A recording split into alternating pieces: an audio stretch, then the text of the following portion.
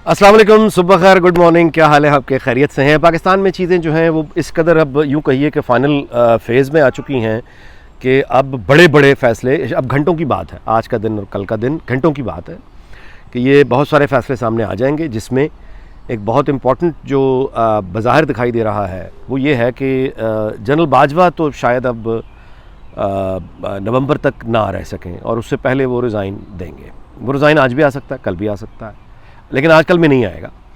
इसकी जो लॉजिकल बनती है रेजिग्नेशन की, जो रिप्लेसमेंट हम देखेंगे वो है कि नई गवर्नमेंट आएगी, केयर टेकर, और केयर टेकर गवर्नमेंट आ जाए और उसके बाद फिर अगर जनरल बाजवा इस्तीफ़ा दें तो फिर वो जो केयर टेकर सेटअप होगा वो केयर टेकर प्राइम मिनिस्टर होगा, जो एक नोटिफिकेशन नए चीफ ऑफ आर्मी स्टाफ का निकाल देगा। नया चीफ ऑफ आर्मी स्टाफ हमारे सामने आ जाएगा। तो ये है वो पहली बड़ी तब्दीली जो दिखाई दे रही है सामने कि ये आ सकती है।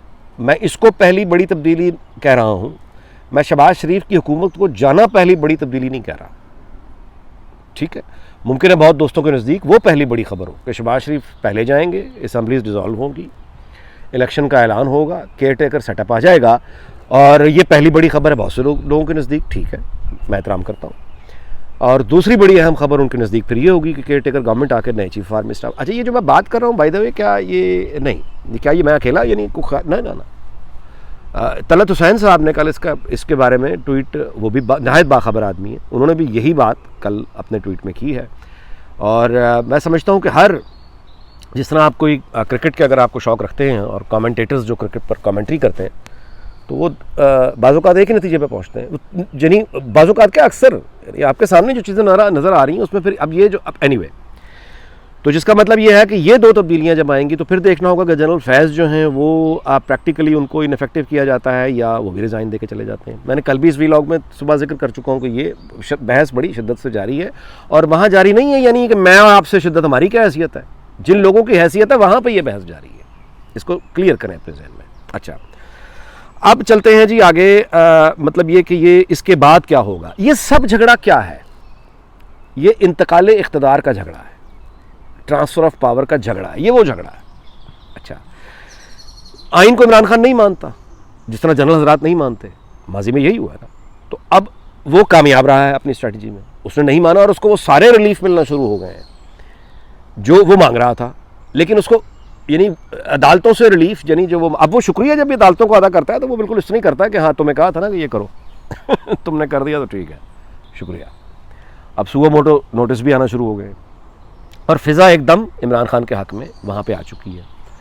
नवाज़ शरीफ की अदम मौजूदगी से जो नुकसान होना था वो हो चुका, और नवाज़ शरीफ की जो 2014 या उससे भी पहले आप यूँ ना मुशर्रफ के प्रोपेगेंडा मशीन्स जो शुरू हुई हैं एयरवाई के साथ, तो PMLN और people's party equally responsible, and Maulana Fazl Rahman by the way, इन लोगों ने काउंटर नैरेटिव के लिए मीडिया पर कोई तवज्जो नहीं दी। इन्होंने प्रोपेगेंडा चैनल नहीं खोले, इन्होंने किसी प्रोपेगेंडा चैनल को फीड नहीं किया, इन्होंने को प्रोपेगेंडा के कोई सोशल मीडिया का कोई टूल इफेक्टिवली यूज़ नहीं किया। तो नतीजे में जो नुकसान होना था वो हो चुका है, अब वो तारीख तो वापस नहीं जाएगी। तो अब कट द लॉसेस और जो रियलिटी है उसको आप तस्लीम करें, और उसके बाद ताकि किसी स्ट्रैटेजी बनाने के काबिल हो, लेकिन अप्रोच क्लियर होनी चाहिए। अप्रोच क्या है? अप्रोच ये है जो मैंने पहले गुजारिश कर दी है कि इंतकाले इख्तदार का झगड़ा चूँकि आइनी असूलों के मुताबिक नहीं होगा, जो पीसफुल ट्रांसफ़र ऑफ पावर है, तो ये ब्लडी हो गया। इमरान इसको उठा के वापस ले आया, हज़ारों साल की तारीख इंसान की, जहाँ तलवार ने करना है फैसला वहीं ले आया ना, इमरान खान वहाँ ले आया वापस। वो पहले ही हमारा माहौल ये था, हमारे यहाँ तो ये काम जनरल हज़रात करते थे, ये पहला सिविलियन है जिसने वही सबके सामने कहा कि ये करो, और हो रहा है। अच्छा, तो इसका मतलब ये है कि अब ये जो लड़ाई है ट्रांसफ़र ऑफ पावर की, इसके मतलब अब इसके तरीके ढूंढे जा रहे हैं ना कि कैसे हो, क्या हो जो पीसफुल हो, ये तरीके ढूंढे जा रहे हैं कि पीसफुल रहे। लेकिन इसको हर बंदे की ख्वाहिश यही है पीसफुल हो, अल्लाह करे पीसफुल हो, दुआएं हैं कि पीसफुल हो। लेकिन सवाल यह है कि पीसफुल रखने की गुंजाइश को छोड़ी जा रही है। मैं पहले गुजारिश कर चुका हूं कि किसी भी सोसाइटी में एतमाद का होना कितना लाजमी है, कानून का एतमाद, आइन का एतमाद, अदालतों का एतमाद। अब हमारे यहाँ इमरान खान की इस अटैक के बाद और कामयाबी के बाद इदारों का क्या एतमाद रह गया? इलेक्शन कमीशन पर कोई एतमाद करेगा? अदालतों पर कोई एतमाद करेगा? ये झगड़े मौजूद है ना। तो इंतकाले इक़्तिदार, इमरान खान ने ये असूल तय कर दिया है कि अगर तो आपने उसको इक़्तिदार मतलब है न दिया तो वो उस खेल को ब्लडी बना देगा। वो बाय हुक और क्रुक उसको ताज चाहिए, वो जान पे खेल गया। अब इस तरह की आदमी का मुकाबला क्या रियासत कर सकती है? बड़े आराम से कर सकती है, कोई मसला नहीं। इस्टेब्लिशमेंट कर सकती है, बड़े आराम से कर सकती है, कोई मसला नहीं। लेकिन डिवाइडेड इस्टेब्लिशमेंट मुकाबला नहीं कर सकती, डिवाइडेड स्टेट मुकाबला नहीं कर सकती, कंफ्यूज्ड स्टेट मुकाबला नहीं कर सकती। ऐसे इदारे जिनका एतमाद नहीं है, वो उनके लिए मुश्किल है, उनके लिए मुश्किल है। तो वो अब जो दबाव आ रहा है इसमें, यानी आपने देखा कि शहबाज शरीफ की हुकूमत अब बिल्कुल बेमान है, ये जा रहे हैं, और इस हुकूमत के अपने अंदर तजाद हैं, कोलिशन तजाद हैं, असम्बली के अंदर तजाद हैं, रियासत के इदारों के अंदर तजाद हैं, और आपस में एतमाद बिल्कुल नहीं है। आइन जिस असूल के तहत ट्रांसफर ऑफ पावर होना है वो खुद उसकी हैसियत कुछ नहीं है। तो जिसका मतलब यह है कि इमरान खान को ही पावर देनी होगी, वरना वो उसको ब्लडी बना देगा। अब ऐसा बच्चों का खेल तो नहीं ना, अगले पागल हैं कि इस तरह से डर के दे देंगे, तो रिएक्ट करेंगे वो। अभी तो वो खामोश बैठे हैं, क्योंकि जो इस्टेब्लिशमेंट का जो वकार है, वो जो आइन का, कानून का रहा सहा एतबार है, वो उसे कायम रखना चाहेंगे। हर पाकिस्तानी मौजूदा पाकिस्तान को कायम रखना चाहेगा। हर पाकिस्तानी इस्टेब्लिशमेंट का और बाकी इदारों का जो इज़्ज़त और वक़ार है उसे बरकरार रखना चाहेगा। वो ये नहीं चाहेगा कि इनका वक़ार, इनका एतबार सड़कों और गलियों पर आकर जलील हो जाए। वो नहीं चाहेगा। वो इसलिए नहीं चाहेगा क्योंकि अगर वो ये काम देख चुका है ढाका में, हमारी तारीख ये देख चुकी है ढाका में। अगर आप अपनी फ़ौज, यानी फ़ौज अगर अपने इमाम के साथ बराह रास्त इस तरह की फ़ाइट में गलियों और सड़कों पर आ जाए तो फिर उसका एक नतीजा निकलता है जो ढाका में निकल आया है। हमें वो दिन दोबारा नहीं देखना भाई पाकिस्तान में, अल्लाह माफ़ करे, ठीक है। तो ये जो तारीख का तालिब इल्म है सिर्फ इतना अर्ज़ कर सकता है कि बड़े वाक़यात होने जा रहे हैं। झगड़ा सारा ट्रांसफ़र ऑफ पावर का है। इमरान खान उसको वापस हज़ारों साल की तारीख में ले जा चुका है, यानी कि तलवार फैसला करेगी। वो बंदूक के मुकाबले में बंदूक उठा के ले आया, सिविलियन की बंदूक उठा के ले आया। वो अनरेस्ट और सिविल वॉर की धमकी दे रहा है और बज़ाहिर कामयाब हो रहा है। तो इसका मतलब है कि जो लोग हार रहे हैं वो चुप बैठेंगे, ज़ाहिर है वो भी निकलेंगे। आखिरी नतीजे में निकलना पड़ेगा, वरना आउट हो जाएंगे।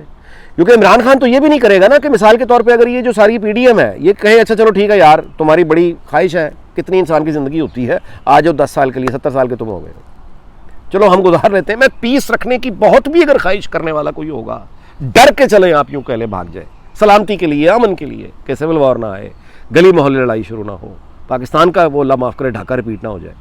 आप मेरी बात समझ रहे हैं, अफगानिस्तान ना बन जाए। अगर इन बड़ी चीज़ों को सामने देखते हुए हैंड मूव करेंगे, पीडीएम वाले सोचें कि यार हम इतना देख चुके हैं इस मुल्क का इक़्तिदार, अब अगर ये कोई आप पागल आदमी आ गया तो लेट्स वेट। वो ये भी नहीं कर सकते। उसकी वजह यह है कि अगर वो पाकिस्तान के अंदर रहे तो ये आके उनको दीवारों में चुनवा देगा। परफॉर्मेंस तो उससे होनी कोई नहीं है, ना महंगाई, ना कोई डिप्लोमेटिक आइसोलेशन, ना कोई और प्रॉब्लम सॉल्व वो कर ही नहीं सकता। वो हर 6 महीने बाद एक जनाजा दे देगा। तमाशा दिखाना ना, कौम को बिजी रखना है ना। वो हर 6 महीने बाद एक जनाजा तैयार, फिर 6 में दूसरा जनाजा, फिर तीसरा जनाजा, ये देना शुरू करेगा। अब वो लोगों के गुस्सों को ठंडा करने के लिए वो कहेगा ये है। तो अब उनके पास जो चॉइस है वो ये है कि या तो वो अब निहायत मौके का फ़ायदा उठाते हुए इमरान खान की आती हुई हुकूमत को देखें और उस मौके का फ़ायदा उठाते हुए जेल में जाएं और फौरी तौर पे ज़मीन से गायब हो जाएं, या ये है कि मौके का फ़ायदा उठाते हुए खुद को बिल्कुल डिटैच कर लें और भाग जाएं, इंतज़ार करें। जो नहीं होगा, क्योंकि एंटी इमरान वोट बहुत ज़्यादा है।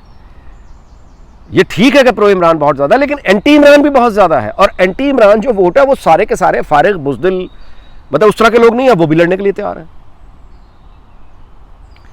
तो इसका मतलब है कि फिर वे घुमसान की फिर जंग ही रह गई है ना। डॉक्टर मुबशर हसन ने, अल्लाह उनकी मग़फ़िरत करे, बहुत बड़े स्कॉलर थे डॉक्टर मुबशर हसन। उन्होंने मुझे, मेरा ख्याल है 97-90 के पुरानी बात है, बहरहाल गुलबर्ग में जो उनका घर था उसमें उन्होंने मैं बहुत सीखा उनसे, नालायक शागिर्द हूँ उनका, लेकिन बहरहाल वो बहुत बड़े उस्ताद थे। तो उन्होंने एक बात की थी कि अनीक इस बात को याद रखना, पाकिस्तान को जो भी जीतेगा मैदान जंग में जीतेगा। मैं समझा नहीं था उनकी बात कि ये बहुत सालों बाद समझ आना शुरू हुई कि वो क्या कह रहे हैं। किसी हद तक आपने इमरान खान को ये करते हुए देख लिया है, किसी हद तक। पाकिस्तान को जो भी जीतेगा मैदान जंग में जीतेगा। ये क्यों कहा था उन्होंने? इसलिए कि आइन का कोई एहतराम नहीं है, पुरअमन कोई रहने नहीं दिया तरीका। जितनी कोशिशें हुई हैं पुरअमन रखने की, वो सारी नाकाम होती चली गई हैं, फारिग होती चली गई हैं। अब इमरान खान ने मैदान जंग में खड़े होकर जब जंग में घसीटा है तो रिजल्ट ले गया। क्या ये आखिरी आदमी है जो ये काम करेगा? बाकियों को नहीं पता। बस इससे ज़्यादा कुछ नहीं करना चाहिए। अल्लाह ताला रहम करे, करम करे। और मैं इस दुआ पर ये व्लॉग ख़त्म कर रहा हूँ कि अल्लाह ताला पाकिस्तान को शाद रखे, आबाद रखे, हमसायों को भी शाद आबाद रखे। और ये some peace of transfer of power, इंतकाल इक़्तिदार अल्लाह करे कि पुरअमन हो जाए, पुरअमन हो जाए, वरना वापस वहीं जाएंगे। और इस दफ़ा तलवार एक जानिब नहीं है, कई तलवारें होंगी, कई तलवारें। हो अल्लाह माफ़ करे, अफ़गानिस्तान का हाल देख लें। अल्लाह ताला रहम करे जी। और अल्लाह ताला पाकिस्तान, उसके हमसायों को, पूरी दुनिया को, बरतानिया अमरीका समेत शाद और आबाद रखे। आपका बहुत बहुत शुक्रिया। अल्लाह हाफ़िज़।